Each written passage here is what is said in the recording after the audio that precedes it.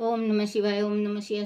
शिव हरि बच्चों, बोलो श्री कृष्ण भगवान की जय।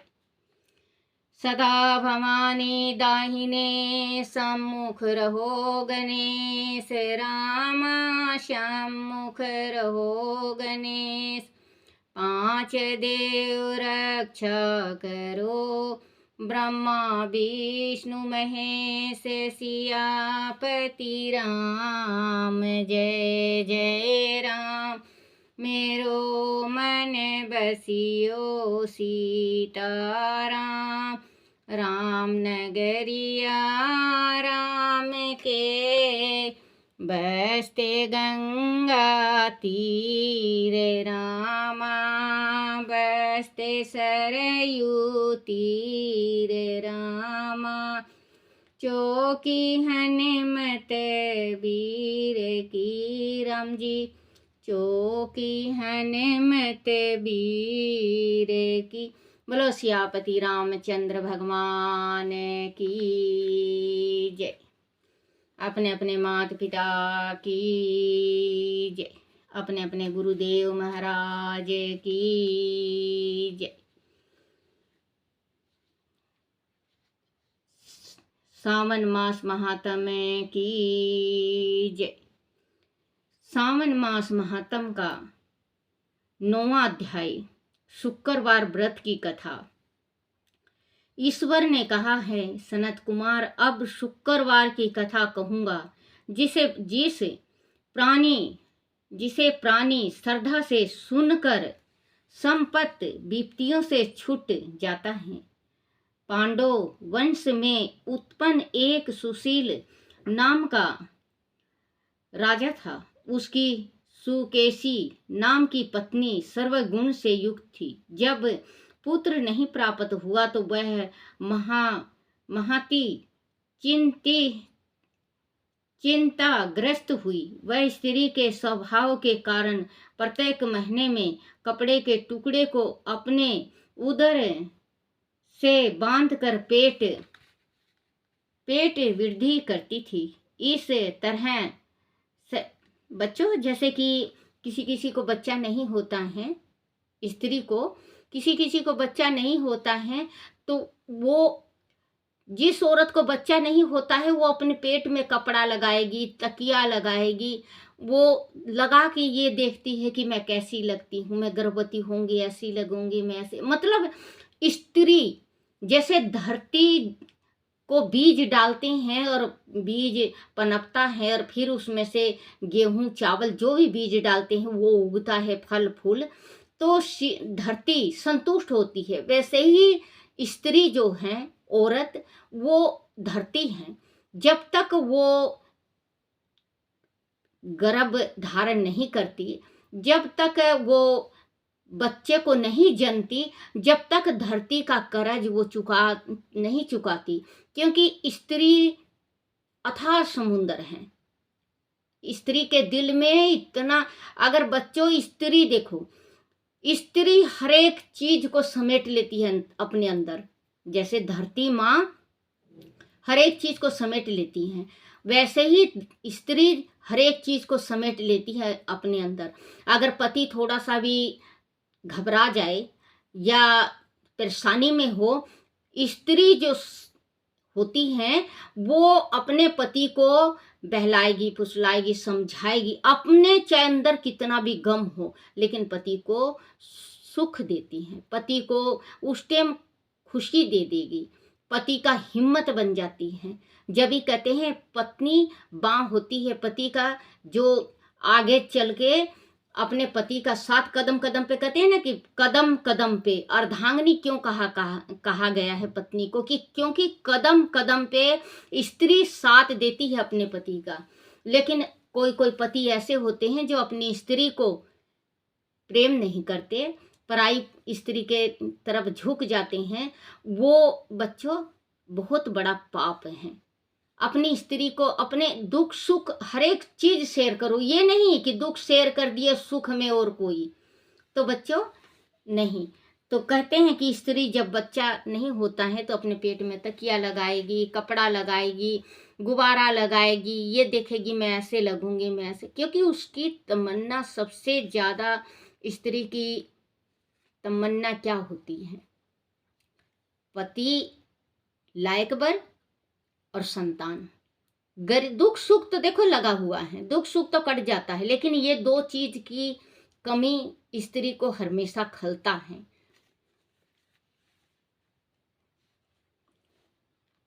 चिंताग्रस्त हुई वह स्त्री के स्वभाव के कारण प्रत्येक महीने में कपड़े के टुकड़े को अपने उदर से, मतलब पेट से बांध कर पेट वृद्ध करती, मतलब ज्यादा फुलाती करती थी। इस तरह सहसा साहस के कारण स्वयं पर जैसे बच्चा पैदा करना, प्रसूति के अनुसार सुकेशी गर्भिणी को खोजती रही। मतलब जैसे पेट में कपड़ा बांध के औरत दर्द लेती है, वैसे ही ये मतलब राजा की रानी दर्द लेती थी, और मतलब बच्चा पैदा करने का जैसे मन में सोचती कि मैं बच्चा ऐसे पैदा करूंगी। सहसा के कारण स्वयं प्रसूति के अनुसार सुकेशी गर्भिणी को खोजती रही।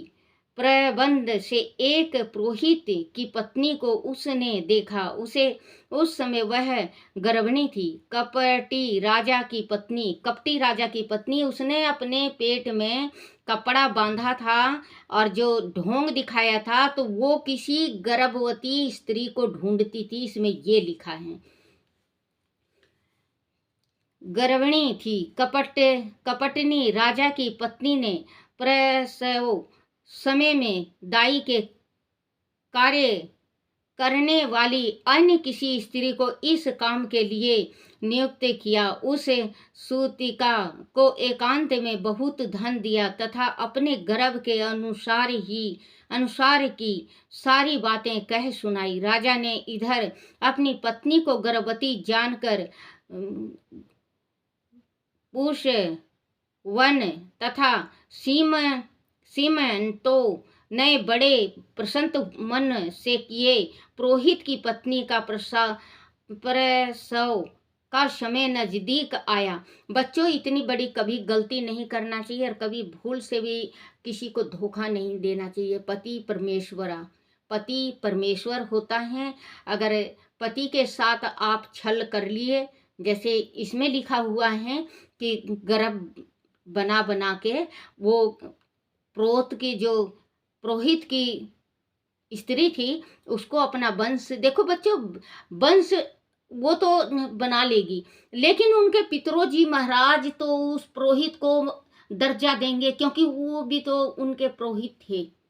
तो इतना बड़ा गुरु और पुरोहित के साथ कभी छल नहीं करना चाहिए। और एक अपने पति के साथ, सबसे पहले अपने पति के साथ छल नहीं करना चाहिए। देखो बच्चों, बच्चा हो रहा है तो ठीक है, और नहीं हुआ है तो डॉक्टरी करवाओ, आप किसी ब्राह्मण से दिखवाओ, पितरों का करवाओ, जाप करवाओ, ज्ञात्री जाप करवाओ, परमात्मा जरूर आपको सुनेगा। और ये इसका गोपाल मोचन है, गोपाल मोचन करो, लड्डू गोपाल को अपनाओ। देखो आपके घर संतान होगा। ये नहीं कि आप पेट फुला फुला के आप या तो दूसरे के संतान को लाके अपना बना लेती हैं कि मेरा बच्चा हुआ है। अगर लेना ही है तो गोद लो, अनाथ आश्रम में बहुत बच्चे हैं, गोद ले लो, क्योंकि अपने पति को धोखा कभी नहीं देना चाहिए।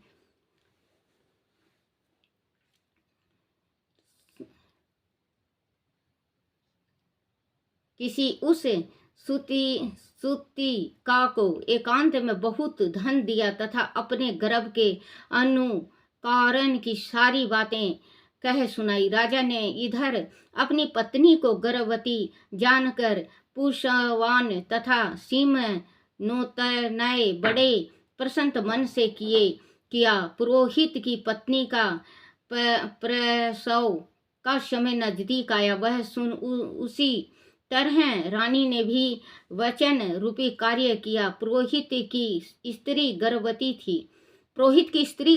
थी। थी।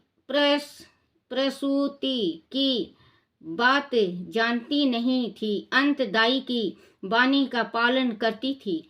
पुरोहित की स्त्री की वचना करने के लिए दाई ने उसके नेत्र बांध दिए। उत्पन्न हुए पुत्र को किसी के द्वारा राज महर्षि राजमहर्षि के समीप जाना कोई नहीं जान सका। रानी ने पुत्र ग्रहण कर कहा कि मुझे लड़का हुआ और सब जगह खबर कर दी। इधर दाई ने पुरोहित पत्नी के नेत्र बंधन खोल वह अपने साथ मांस की एक पिंडली, देखो बच्चों कितना बड़ा धोखा है, पिंडली लाई थी। पुरोहितनी पत्नी को उसको दिखाया तथा विस्मित और खेद युक्त वाणी को भी प्रसूतिका आप ही करने लगी। वह अनिष्ट हुआ है, पति देव से कहकर उसकी शांति करवाना पुत्र नहीं हुआ तो ना सही, परंतु आप भाग से जीती रहो। पुरोहित पत्नी को प्रसव सपरश चिंता हुई, क्या इसमें कपट किया, क्यों संदिग्ध अवस्था में थी। ईश्वर ने सनत कुमार से कहा। राजा ने पुत्र की उत्पत्ति को सुना तो राजकर्म संस्कार आदि करा के ब्राह्मणों को गज आसव रथ आदि दान किए। जो कैदी जेल खाने में बंद थे उन्हें प्रसन्न पूर्वक छोड़कर सुत कांत में नामकरण आदि रखा। सावन महीने के आ जाने पर प्रोतनी पत्नी ने शुक्रवार के दिन भक्ति द्वारा जीवितिका का अर्चना किया। दीवाल में बहुत लड़कों के सहित जीवितिका मूर्ति लिखकर पुष्पमाला से अर्चना कर 5 दीप जलाए। गेहूं के पिसान के दीपक, मतलब पिसान का मतलब आटा, गेहूं के आटे के दीपक बनाकर उसमें दीपक जलाती तथा आप ही गेहूं के पीसन आटा के दीपक को घृत में पकाकर भोजन किया। अक्षत फेंक कर कहा, जहाँ भी मेरा लड़का हो हे करुणा निधि, हे जीविती उस रक्षित रखना। यों प्रार्थना कर कथा श्रवण कर यथा विधि नमस्कार किया। जीवितिका के प्रसाद से बालक दीर्घ आयु हुआ। उस रोज से जीवितिका का देवी उस पुत्र की मातु गौरव से रात दिन रक्षा करने लगी। यो कुछ काल बीतने पर राजा मर गए। पितु भाव पुत्र ने पिता की परलौकिक क्रिया की। फिर मंत्री पुरोहित ने प्रिय व्रत को राज सिंहासन पर बैठा दिया। उसने प्रजा की रक्षा तथा कुछ काल तथा राज का भार वृद्धा मंत्री को दे पितु श्रवण से मुक्ति प्राप्त करने के लिए भक्ति द्वारा गया जाने की इच्छा की। उसने राजक्रिया भेष छोड़कर करपटिक भेष बनाकर यात्रा की। रास्ते में किसी गृहस्थली के मकान में निवास किया। उसी रोज उसकी पत्नी को पुत्र हुआ। उसके 5 पुत्रों को क्रमशः छठी पर 5वें रोज राजा वह गया था। राजा ने शयन किया तो जब रात छठी देवी बालक ग्रहण करने आई तब छठी देवी इस राजा को लांघ कर मत जाओ। जो जीवितिका के मना करने पर जैसे छठी देवी आई वैसे ही खाली चली गई। उसने 5वें रोज पुत्र को जीवित देखकर राजा से प्रार्थना की, हे राजन, आज के रोज मेरे मकान पर आप ठहरे, क्योंकि हे प्रभु, आपकी दया से यह मेरा 6वां पुत्र जीवित है। गृहस्थी की ऐसी प्रार्थना सुनकर विप्र व्रत ने निवास किया, फिर गया जाकर पिंड देने लगा। वह विष्णु पद पर पिंड को देते हुए आश्चर्य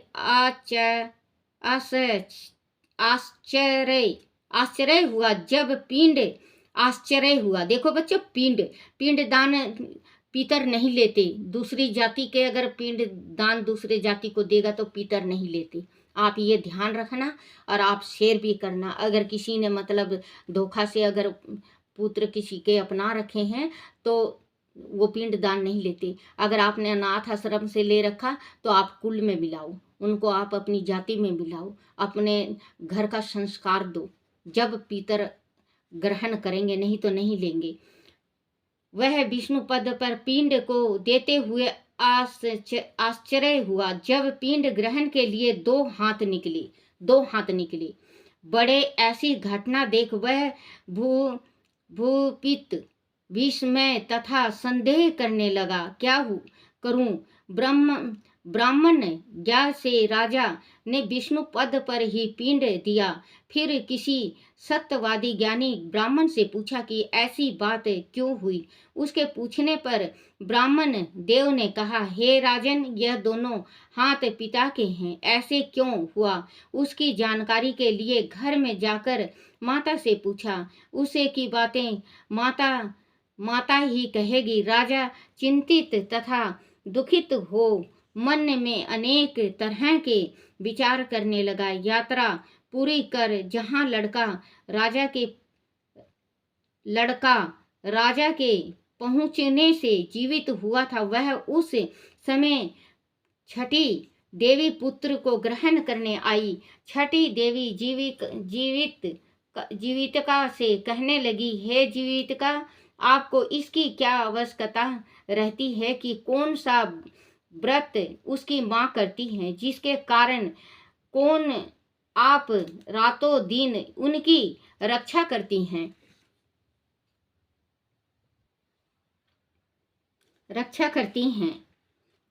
छठी देवी की ऐसी वाणी सुन जीवितका कुछ हंसती हुई कहने लगी, राजा भी रात दिन इस निमित्त की जानकारी के लिए जगा हुआ था, सोने का बहाना किए हुए था। उसी समय राजा ने उन दोनों की सब बातें सुनी। हे छठी देवी, इसकी माँ सावन महीने के शुक्रवार के रोज मेरा पूजन तथा व्रत के जो नियम करती है, उसी नियम को मैं आपसे कहती हूँ। इसकी माँ हर वर्ण का कपड़ा तथा ग्रहण करती। इसकी माँ हरे वर्ण का कपड़ा तथा चोली नहीं ग्रहण करती और हरे वर्ण की कांच की बनी चूड़ी भी अपने हाथों में ग्रहण नहीं करती।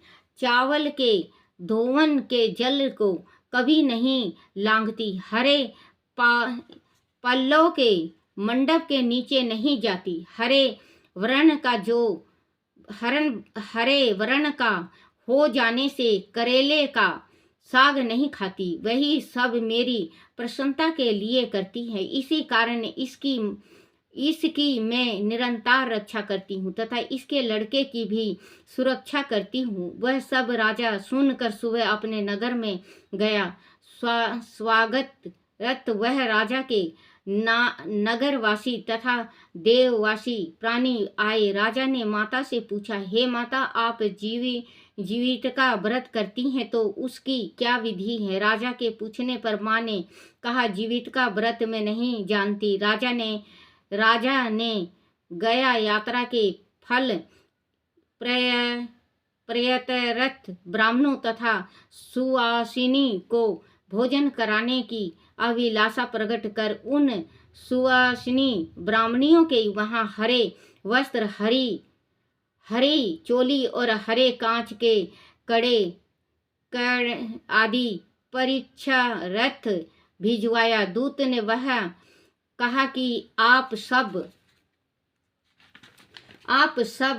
की राजा के घर में भोजन आवे। पुरोहित की पत्नी राजदूत से कहने लगी, मैं हरे वर्ण की कोई चीज नहीं लेती। पुरोहित पत्नी की ऐसी वाणी सुनकर राजा से दूत ने जाकर कहा। राजा ने पुरोहित की पत्नी के लिए रमाणिक लाल वर्ण के कपड़े आदि भेजे। पुरोहित पत्नी उन सब चीजों को ग्रहण कर राजा के घर गई। वह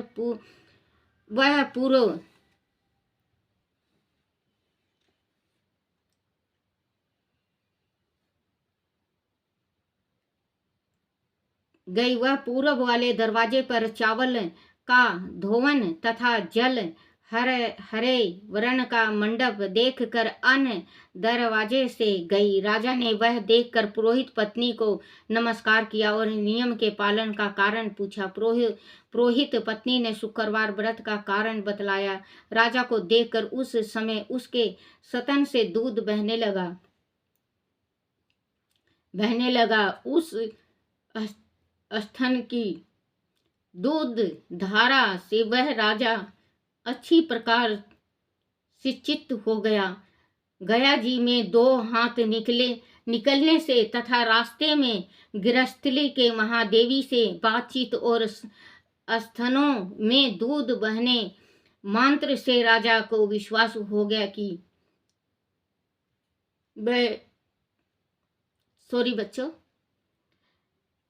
वह मेरी माँ है। राजा ने गृह में रक्षा करने वाली माँ के समीप जाकर बड़े विनय से पूछा, हे माता, भय मत करो, मेरे जन्म समय की ठीक बात कहो। राजा के जन्म समय की बात सुकेशनी ने तथ्य रूप से कह दी। राजा ने इससे प्रसन्न हो अपनी जन्म देने वाली माँ बाप को नमस्कार किया और संपत्ति देकर बढ़ाया। उससे दोनों बड़े आनंदित हुए। एक दिन रात में जीवितिका से राजा ने प्रार्थना की कि हे जीवितिका, मेरे जन्म देने वाले पिता हैं तो गया में क्यों 2 हाथ निकले। उसी समय सपन में देवी ने संशय नाश कर देने वाली वाणी से कहा, हे राजन, मैंने तुझे केवल विश्वास दिलवाने के लिए ऐसी माया की थी, इसे में संदेह मत करो। शिव ने सनत कुमार से कहा, हे सनत कुमार, वह सावन महीने के शुक्रवार व्रत के सारे महत्व को मैंने आप से कहा। इस व्रत को कहने मंत्र से प्राणी सब इच्छाओं को पूर्ण कर लेता है। बोलो शिव पार्वती की जय। शिव रट ले, छोड़ दे कपट मन हरि रट ले। कौन मांगे अन्न धन, कौन मांगे रूप, कौन मांगे निर्मल काया, कौन मांगे पूत मन शिव रट ले, मन शंभु रट ले। निर्धन मांगे अन्न धन, कोढ़ी मांगे रूप, कलंकी मांगे निर्मल काया, बांझ मांगे पूत मन शिव रट ले, मन भोले रट ले, मन शंभु रट ले। छोड़ दे कपट मन हरि रट ले। आकड़िया का साग बनाया बेंगड़िया की रोटी, आकड़िया का साग बनाया बेंगड़िया की रोटी। धतूरे की चटनी बनाई जिम्मो भोलेनाथ, मन शिव रट ले, मन भोले रट ले। छोड़ दे कपट मन शंभु रट ले। बोला शिव पार्वती की जय हो। जय मेरे शिव पार्वती की जय है। मेरे शिव पार्वती, मेरे से भूल चूक गलती कुछ भी हो, परमात्मा शिव भोले, अगर मेरे से कोई टूटी हो गई होगा मुझे क्षमा करना। जय जय जय शिव